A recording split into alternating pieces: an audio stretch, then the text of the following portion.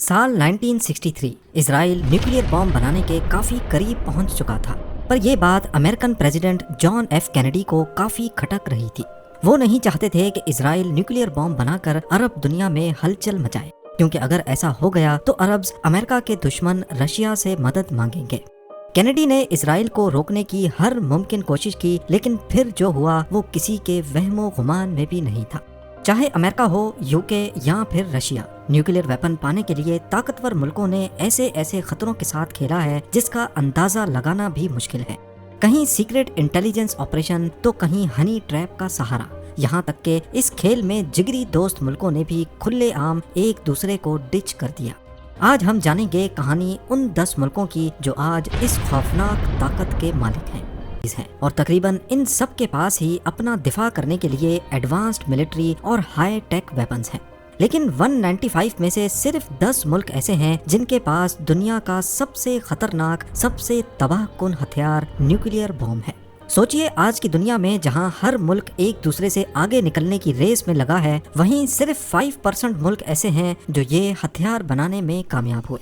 इनमें से कुछ ने एक दूसरे की मदद की, लेकिन ज्यादातर ने ये काम खुफिया तरीके से किया, जिसमें आला दर्जे की जासूसी, जानलेवा दुश्मनी और धोखाधड़ी का भरपूर इस्तेमाल किया गया। अमेरिका समेत दूसरे 9 मुल्कों की न्यूक्लियर पाने की कहानी भी इतनी ही इंटरेस्टिंग है जितनी अमेरिका के मैनहट्टन प्रोजेक्ट की है। सबसे पहले शुरुआत करते हैं अमेरिका से। ये तो सब जानते हैं कि अमेरिका एटॉमिक वेपन्स पाने में सबसे पहला मुल्क था, लेकिन क्या आपको मालूम है कि इस डिस्कवरी को सबसे पहले हिटलर के साइंटिस्ट ने अंजाम दिया था? जी हाँ, 1938 में जर्मन साइंटिस्ट ने ही पहली बार न्यूक्लियर फिशन दरियाफ्त किया, यानी एटम्स को तोड़कर एक चेन रिएक्शन के जरिए बहुत ज्यादा क्वांटिटी में एनर्जी निकालने का तरीका। उस वक्त साइंस की दुनिया काफी छोटी थी और जर्मन साइंटिस्ट की ये धमाकेदार डिस्कवरी की गूंज अमेरिका में बैठे एल्बर्ट आइंस्टाइन तक पहुंच गई। उन्होंने फौरन अमेरिकन प्रेसिडेंट को खबरदार किया कि हिटलर इस नई डिस्कवरी से इंसानियत तबाह करने वाला बॉम्ब बनाकर कुछ भी कर सकता है। इस खत के बाद अमेरिका ने वर्ल्ड वॉर 2 के दौरान ही एक इंतहाई सीक्रेट प्रोजेक्ट लॉन्च किया, जो आज मैनहट्टन प्रोजेक्ट के नाम से फेमस है। इसमें अमेरिका, यूके और कनाडा के साइंटिस्ट शामिल किए गए और इंतहा से ज्यादा पैसा भी बहाया गया ताकि रेस में कहीं हिटलर ना जीत जाए। खैर, 1945 तक जर्मनी ने हथियार डाल दिए और हिटलर भी खत्म हो गया। इसी दौरान खबर आई कि न्यू मैक्सिको में अमेरिका का पहला न्यूक्लियर ट्रिनिटी टेस्ट कामयाब रहा है। यूं अमेरिका ने इंसानियत का सबसे ताकतवर हथियार पाने में पहली पोजीशन हासिल कर ली। बिना कोई देर किए अगले ही महीने अमेरिका ने जापान पर फैट मैन और लिटिल बॉय गिरा दिए, जिसने जापान को भी हथियार डालने पर मजबूर कर दिया। इससे जंग तो खत्म हो गई, लेकिन अब हर कोई ये नया न्यूक्लियर वेपन पाने की रेस में लग गया। पर अमेरिका नहीं चाहता था कि ये हथियार किसी और के हाथ में भी जाए। अब आते हैं सोवियत यूनियन यानी रशिया की कहानी पर। हैरानकुन तौर पर वर्ल्ड वॉर 2 में अमेरिका का ही एक ऐसा साथी मुल्क जिसने उनका साथ देकर हिटलर को रास्ते से हटाया, उसी को अमेरिका के पहले न्यूक्लियर टेस्ट से बड़ा मसला था, और वो कोई और नहीं बल्कि सोवियत यूनियन ही था। जी हाँ, वर्ल्ड वॉर 2 में सोवियत यूनियन अमेरिका का साथी था, लेकिन 1941 में अमेरिकन और ब्रिटिश साइंटिस्ट ने न्यूक्लियर के रिसर्च पेपर्स को पब्लिक करना बंद कर दिया। इस पर सोवियत्स को लगा कि उनसे ये नुस्खा इंटेंशनली छुपाया जा रहा है। सोवियत यूनियन ने खामोशी से अपने जासूस अमेरिका के मैनहट्टन प्रोजेक्ट में छोड़ दिए और सारी मालूमात हासिल करना शुरू कर दी। इधर सोवियत को लग रहा था कि वो अमेरिका के साथ गेम खेल रहा है और वहाँ अमेरिकन्स भी किसी से कम नहीं थे। उन्होंने सोवियत्स के एजेंट्स को डबल एजेंट बना दिया और झूठी मालूमात उन तक पहुँचाना शुरू कर दी।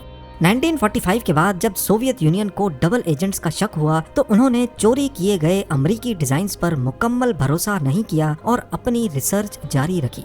इससे हुआ ये कि अमेरिका की उम्मीदों से काफी पहले 1949 में सोवियत्स ने कजाकिस्तान में RDS-1 टेस्ट कामयाबी से मुकम्मल कर दिया। अब इस टेक्नोलॉजी पर अमेरिका की मोनोपोली खत्म हो चुकी थी और यहीं से इन दोनों के दरमियान कोल्ड वॉर का आगाज हो गया। न्यूक्लियर पाने वाला तीसरा मुल्क यूनाइटेड किंगडम था, पर यह भी दोस्त मुल्क होने के बावजूद अमेरिका से धोखा खा बैठा।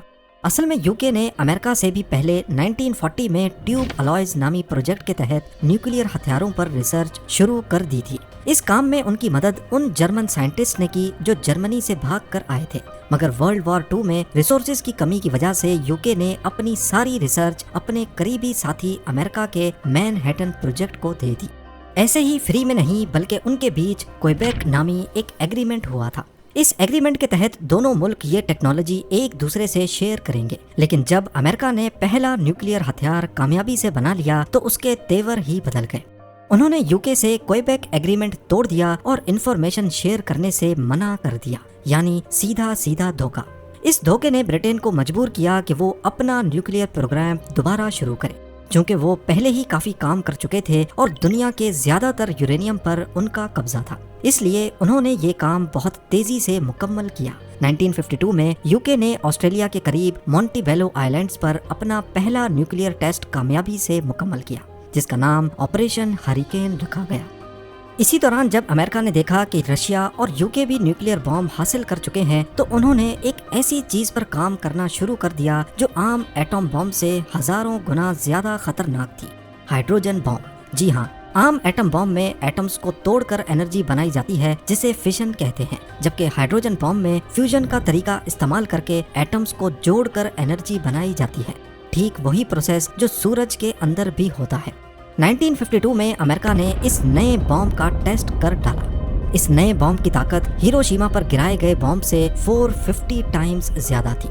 پھر کیا تھا، 1955 میں رشیا اور 1957 میں یوکے نے بھی اپنا ہائیڈروجن بم پھوڑ کر دنیا کو دکھا دیا کہ ہم بھی کسی سے کم نہیں۔ اب آتے ہیں فرانس پر، جو نیوکلیئر پانے والا چوتھا ملک ہے۔ فرانس کے کچھ سائنٹسٹ نے مین ہیٹن پروجیکٹ میں کام کیا تھا، لیکن ورلڈ وار 2 کے بعد ان کا ارادہ بم نہیں بلکہ نیوکلیئر سے صرف بجلی بنانے کا تھا۔ اس کے بعد کچھ ایسا ہوا جس نے فرانس کا ارادہ ہی بدل ڈالا۔ سوئس کینال جو ایجپٹ کا سب سے بڑا ایسٹ ہے، 1956 سے پہلے اس پر فرانس اور برٹین کا راج تھا، لیکن ایجپٹ کے لیڈر جمال عبد الناصر نے آواز اٹھائی اور سوئس کینال کو بند کر کے اس پر قبضہ کر لیا۔ یہ دیکھتے ہوئے فرانس اور برٹین نے اسرائیل کے ساتھ مل کر سیکرٹ پلان بنایا اور ایجپٹ پر حملہ کر دیا، پر اس دور میں امریکہ اور رشیا دونوں عرب کنٹریز کو بہت سپورٹ کرتے تھے اور وجہ تھی وہاں سے نکلنے والا تیل۔ رشیا نے فرانس اور برٹین کو دھمکی دی کہ اگر وہ پیچھے نہ ہٹے تو وہ ایٹامک بم کا استعمال کرے گا، جبکہ امریکہ نے فرانس پر اکنامک پریشر ڈالنا شروع کر دیا۔ مجبوراً فرانس کو پیچھے ہٹنا پڑا اور اس شرمندگی نے ان کو اپنا الگ نیوکلیئر بم بنانے پر مجبور کیا۔ انہوں نے اپنی کالونیز جیسے نائجر، گیبون اور میڈاگاسکر سے یورینیم حاصل کر کے دن رات محنت کی۔ 1960 میں فرانس نے سہارا ڈیزرٹ میں اپنا پہلا نیوکلیئر ٹیسٹ کیا اور 1968 تک فرانس نے ہائیڈروجن بم بھی بنا لیا تھا۔ پانچواں ملک چائنا تھا۔ 1950 میں کورین وار کے دوران ایک وقت ایسا آیا جب چائنیز ملٹری نے امریکن فوجیوں کو پیچھے ہٹنے پر مجبور کر دیا۔ اس کے بعد امریکہ سے رہا نہیں گیا اور انہوں نے چائنا کو نیوکلیئر کی دھمکی دے ڈالی۔ چیئرمین ماؤ سمجھ گئے تھے کہ جب تک نیوکلیئر نہیں ہوگا دنیا انہیں دباتی ہی رہے گی۔ شروعات میں سوویت یونین چائنا کا پکا دوست تھا اور اسی نے نیوکلیئر بم بنانے میں چائنا کی مدد کی، لیکن پھر ان دونوں میں انبن ہو گئی۔ اس وقت رشیا کے نئے لیڈر کروسچیو کی امریکہ کے لیے پالیسیز نرم پڑنے لگیں تو چائنا کے چیئرمین ماؤ نے کہا کہ تم اصلی کمیونسٹ نہیں رہے۔ جواب میں رشیا نے اپنے سارے سائنٹسٹ واپس بلا لیے اور چائنا کے نیوکلیئر سپنے کو ادھورا چھوڑ دیا، لیکن چائنا نے اسے ایک چیلنج کے طور پر لیا اور اپنے پہاڑوں سے یورینیم ڈھونڈ نکالا۔ 1964 میں چائنا نے اپنا پہلا نیوکلیئر ٹیسٹ کیا اور اس کا نام 596 رکھا۔ یہ نام رشیا کے منہ پر ایک تماچے سے کم نہیں تھا، کیونکہ اس میں 59 1959 کو ظاہر کرتا ہے اور 6 جون کے مہینے کو، یعنی جون 1959 میں ہی رشیا نے چائنا کو اس سفر میں اکیلا چھوڑا تھا۔ چھٹا ملک اسرائیل ہے اور اس کی اسٹوری کافی انٹرسٹنگ ہے۔ اسرائیل وہ واحد ملک ہے جس نے آج تک نہ قبول کیا ہے اور نہ انکار، پر بڑے پیمانے پر یہ سمجھا جاتا ہے کہ اسرائیل کے پاس نیوکلیئر ہتھیار موجود ہیں۔ شاید یہ بات آج تک دبی رہتی اگر یہ شخص نہ ہوتا، موردیکائی ونونو۔ 1986 میں یہ اسرائیل کی نیوکلیئر فیسلٹی میں ایک ٹیکنیشین تھا اور اس نے برطانیہ کی اخباروں کے سامنے بھانڈا پھوڑ دیا۔ اس نے تمام تصویریں اور سیکرٹ ڈاکیومنٹس کی فوٹوز لیک کر دی۔ اصل میں اسرائیل جو پہلے ہی فرانس کے ساتھ نیوکلیئر مشن پر کام کر چکا تھا، عربز کے خطرے سے وہ بھی اپنا نیوکلیئر بام بنانا چاہتا تھا، لیکن امریکن پریزیڈنٹ کینیڈی اس کے سخت خلاف تھے۔ آخر کار جب کینیڈی کی اسیسینیشن ہوئی تو اس کے بعد راستہ ایک دم صاف ہو گیا، اور 4 سالوں کے بعد 1967 میں اسرائیل نے اپنا پروگرام انتہائی رازداری سے مکمل کیا۔ 1986 میں جب ونونو نے یہ بھانڈا پھوڑا تو موساد کے ذریعے ایک ہنی ٹریپ آپریشن پلان کیا گیا اور اس کو واپس اسرائیل لایا گیا۔ 18 سال سزا کاٹنے کے باوجود آج بھی یہ شخص کڑی پابندیوں میں زندگی کاٹ رہا ہے۔ 7واں ملک تھا انڈیا، جس کے سائنٹسٹ نے پارٹیشن سے پہلے ہی نیوکلیئر پر ریسرچ شروع کر دی تھی۔ شروع میں انڈیا کا ارادہ صرف بجلی پیدا کرنا تھا، لیکن 1962 کی چائنا انڈیا جنگ نے سب کچھ بدل کر رکھ دیا۔ ہمالیہ کے پہاڑوں میں ملنے والی شکست نے انڈیا کو نیوکلیئر بام کے بارے میں سوچنے پر مجبور کیا۔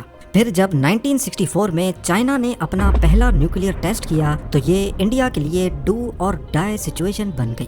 پھر انڈیا نے صرف بجلی بنانے کا بہانہ بنا کر کینیڈا اور امریکہ سے ری ایکٹرز منگائے، لیکن پردے کے پیچھے کام کچھ اور ہی چلتا رہا۔ 1974 میں راجستھان کے ریگستان میں اچانک دھماکہ ہوتا ہے۔ یہ کچھ اور نہیں بلکہ پروجیکٹ اسمائلنگ بدھا کا دھماکہ تھا۔ انڈیا نے کہا کہ یہ بم نہیں بلکہ پیسفل نیوکلیئر ایکسپلوژن تھا، پر اس پر امریکہ اور کینیڈا سخت ناراض ہوئے کیونکہ انڈیا نے ان کی دی ہوئی ٹیکنالوجی کو بم بنانے کے لیے استعمال کیا تھا۔ نتیجہ یہ نکلا کہ انڈیا پر سخت پابندیاں لگا دی گئیں اور انڈیا نے نیوکلیئر نان پرولیفریشن ٹریٹی پر بھی سائن کرنے سے صاف صاف انکار کر دیا۔ یہ وہ معاہدہ ہے جہاں ملک نیوکلیئر ہتھیاروں کے پھیلاؤ کو روکنے کے لیے رولز پر اتفاق کرتے ہیں۔